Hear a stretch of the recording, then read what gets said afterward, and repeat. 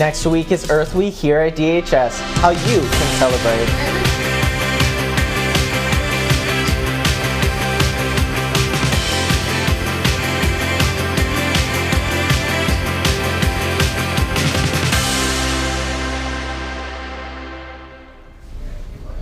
The Environmental Club was created fall of 2021, and since then the club has won Davison High School the title of Evergreen School. Next week the club is celebrating Earth Week through a Spirit Week and a few field trips. Good afternoon, Davison. The Spirit Days should be on your screen now, starting with Monday, Green Day. Students will also be releasing Chinook salmon at Stepping Stone Falls that day in hopes of repopulating the Flint River. Students are encouraged to celebrate Earth Week by also being more environmentally conscious throughout the week. Some examples are recycling, carpooling, buying secondhand clothes, and more. If you'd like to learn more, Living Green, see Miss Ruggiero in room 344 or Mr. Kelsey in room 240. Opening night of the DHS musical Mary Poppins was last night. There are still 2 more opportunities to see the musical. Tonight there will be a performance at 7 and another performance on Saturday at 3. You can still buy your tickets and choose your seat online. If you are going to buy your ticket at the door, they will only be accepting cash. Make sure to catch this spectacular musical. The DHS Key Club is hoping to take a crunch out of hunger by collecting cereal boxes. All boxes will be donated to the Food Distribution Center at Davison United Methodist Church. You can drop them off in the main office in the mornings before school. Donations will be taken up until April 26th. Key Club is also selling chocolate bars for $1 until the 22nd. Our very own robotics team is down in Houston, Texas for the first robotics championships. There are 84 Michigan teams and 600 total from around the world. House of Cards has received awards this year for industrial design, innovation, and engineering. The competition is ongoing and is looking good, like a good end to the great season. You can watch the competition live today and tomorrow by using the link on your screen now. Students and parents, you can share your favorite memories of the 2024 senior class by submitting pictures for the senior slideshow. Just email them to Senior Class President Trinity Campbell at the email on your screen now. They are looking for any type of school appropriate pictures, but especially ones from younger years. There is a limit of 10 pictures per submission. They are accepting submissions until May 1st. The world-renowned artist Taylor Swift released her 11th studio album, The Tortured Poets Department, last night at midnight. However, that was not the only huge release this week. DTV's own Cooper Austin released his first ever album under the artist name Fern. Here's a look into the album and its lead single. The temptation to just drop your name. Well, Fern's Journey is my debut album. I've always been inspired by artists like Taylor Swift and Conan Gray that are always able to be vulnerable. Have an open mind. It's very experimental. Name Drop has a lot of auto-tune to it. To me, it's about the things that you would say to someone when you can't say anything anymore. When I was younger, I was definitely sensitive, but to me, Name Drop is like, hey, guess what? I'm not sensitive anymore, and if I didn't say it then, I'm gonna say it now. Although the album would have been #1 on the charts with a Randy W. Scott III feature, Fern's Journey is out now on almost all music platforms, including Spotify and Apple Music. Coming up, how you can have the opportunity to help at sports games. And cooler temps are heading our way. Lee has your 4-day forecast. All living things need water to survive because it is the key resource to stay alive. Water helps build nutrients in your cells and you feel healthy and powerful. Water helps maintain your body temperature and helps the joints and organs inside of you. Water increases energy to the body and you feel strong and active. Water holds the power, the strength, and the life.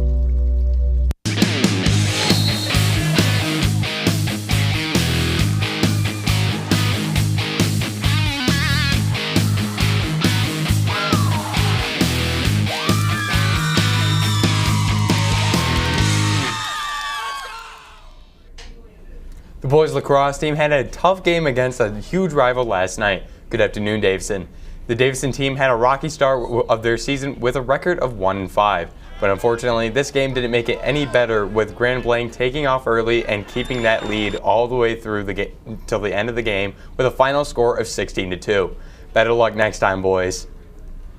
The baseball and softball teams also had games yesterday, but sadly they also had a bad day, with baseball losing 7-2 against Midland and the softball team with a loss of 7-4 also against Midland. The athletic office is looking for some game help workers for the DHS athletic events. This is a paid position if you are hired. If you are interested, please see Mrs. Bruce in the athletic office. Let's take a look at where our Cardinal athletes will be heading. Today, the girls' tennis team will be hitting the home courts against Frankenmuth at 4 p.m. Tomorrow, the girls' lacrosse team will have a tournament at Grand Blanc High School at 8 a.m. The boys' golf team will be hitting the green at Glenbraer for the Dick's Sporting Goods invite at 8:30 a.m. The baseball team will be going head-to-head against Goodrich at 10 a.m. and then heading to Whaley Park to go against the Corona Cavaliers at 2:30 p.m. Then to end the day, the boys lacrosse will be heading to Atwood Stadium to play against the Powers Chargers at 4 p.m. Good luck to all of our athletes competing. That's all for sports. This weekend is full with games. Lee, how will the weather treat our athletes? Landon, it's not going to be, it's going to be a little bit chilly tomorrow, but the sun is coming back, and I'm so excited. As you can see, sunny tomorrow. Sunny today, partly cloudy tomorrow, and more sun the rest of the weekend into Monday. Tomorrow is going to be a little bit chillier, high of 48, low of 42, but we're going to keep going back up, keep trying to, get into spring, have a good time. If we take a look at our radar, all the rain going up that way. We don't got to deal with it. We had some midnight rain the other day, but the sun is back and it's golden like daylight. If we look outside, beautiful blue skies right over where the lacrosse team was playing last night. You can see camera's shaking. It's very windy out. The current temperature is 51 degrees and winds are going west at 18 miles per hour. I'm going to send things to Michaela with the next undrinkable story. There have been a lot of emotions to handle for Flint families as the crisis laid out an uncertain future for them through hardships and health struggles. One Flint family has become the definition of resilience. This is the story of one of the biggest fighters for the Flint community, Melissa Mays, who continues to seek a better and brighter future for not only her and her family, but for everyone who is a part of the same struggle. I was terrified because I had no idea what had just happened to my son's futures.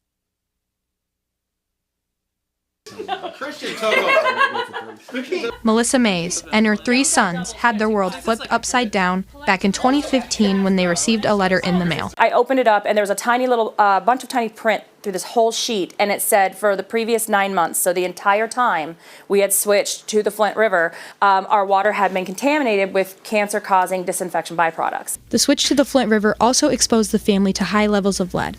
When consuming lead, it can cause many issues such as memory and hair loss, breathing troubles, weakened bones, and so much more. At the time of the exposure, Caleb was 15, Christian was 10, and Cole, the youngest, was 9. The Mays family noticed the effects right away. Christian fell off his bike a few months prior, and his wrist shattered. His bones collapsed, and they couldn't understand why. He's a healthy kid. Cole had pneumonia in September of 2014, which now we know was most likely Legionnaire's, and he could have died. While the lead levels continued to rise, so did the problems. My oldest would forget the stuff he studied the night before, so he'd go take a quiz and completely blank on it. So we had to switch it to where we woke him up early to practice what he was taking a test over that day so it'd be fresh in his mind. It was summer, we all drank water. No idea. We honestly didn't even feel it until we started to. And by that point, at that point, I have no idea how bad it's going to get. As you can tell from my speech, my brain fog is still pretty hard. Had to relearn everything from scratch, and going through high school and college, not fun. It wasn't just the kids that had health problems. Melissa's also took a fall. Mom's having troubles with her heart. She's having troubles with her lungs. She needs a heart monitor now. She has cancer now.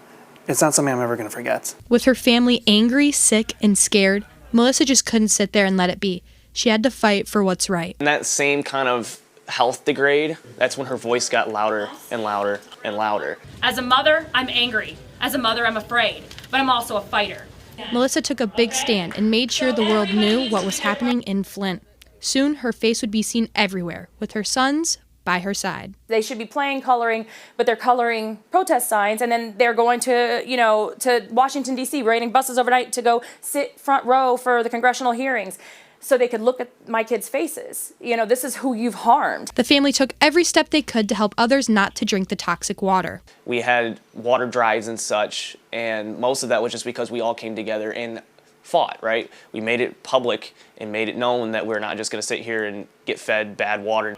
Melissa kept fighting and eventually testified before a congressional committee, despite the feeling amongst many that nothing could be done to create change. And then there was the whole thing of we can't fight back against the government. It's oh, well, now we are, and we're winning and pushing. And then, the community came together. It was amazing. And we got a new mayor in. The press was all over the family story, too. But we did get to go to the Emmys. A&E and Sony and Lifetime came together with Katie Couric to do a movie based on the first 18 months of our fight. Through the fight, there were some inspirational moments for the family. I met some great people going through this. Some people I aspired to be like. And I consider that a great victory on my part. 10 years later, Melissa is a well-known activist in not only Flint, but in the world. She still keeps the community updated on the crisis through her podcast, What Are You Fighting For? Is Flint's water safe? I'm going to let you tell me this. If you had the best, highest quality water piped to you through this, would you drink it? Would you give it to your babies? The Mays family never fails to keep fighting for justice for the Flint community. It's hard, and it's a mix of every day. But that's why I get up and I still do this every day, because I'm furious and I feel like I've got to fix something so nobody else has to be me. And Melissa's kids will be right behind her through this fight forever. We're going to keep fighting, right? It's not going to be something that ends, because it's what needs to be done. Joining us now on the desk is Michaela Herrick. Michaela, what made the Mays family stick out of the crowd? So basically, Melissa, she's a fighter. Everybody knows that. She definitely stuck out because she didn't want to sit there and let her and her family get poisoned. She decided to fight, and I feel like that's a very brave thing to do. And she definitely does stick out of a crowd because obviously she wanted to stand up for not only her family, but for the whole Flint community. And it's honestly just such a beautiful thing. And she did not fight with the community, but she also fought back against the government, which is awesome. Even though it's been a decade, I know some families are still struggling. What is it like for those families that are still struggling now? So basically, the spotlight obviously shrank on the city. Since nobody got justice, the whole spotlight just went blank onto the whole Flint community. But the effects are still there. The brain fog is still there. In the video, you can see her eldest son, Caleb, he still deals with the brain fog in that interview. And it just sucks because it's weakened bones, all that stuff still sticks with people to this day. Every detail that was taken out of this crisis still holds a special place in not only the Mays family, but in the whole Flint community. And it's honestly not fair. Yeah. Well, thank you guys so much for watching, Davison, and have a great weekend.